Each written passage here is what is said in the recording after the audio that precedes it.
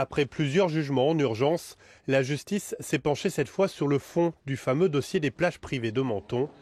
Leurs procédures d'attribution ont-elles été irrégulières?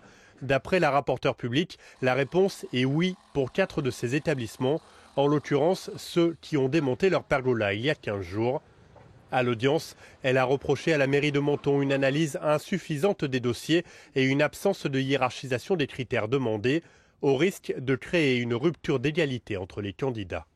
Les vices qui sont caractérisés ne sont pas d'une gravité telle qu'ils empêcheraient en eux-mêmes la poursuite des relations contractuelles. La jurisprudence du tribunal, du juge administratif est plutôt claire.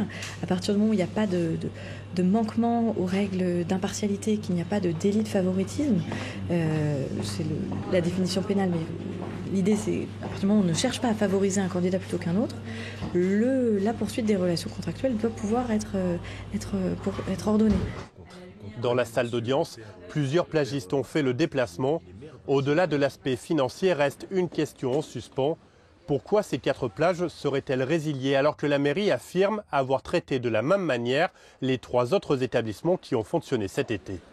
Un dossier comme un dossier de plage privée, on vient nous chercher des détails, on vient chercher l'aiguille dans la botte de foin et on ne comprend pas. C'est un acharnement contre nous.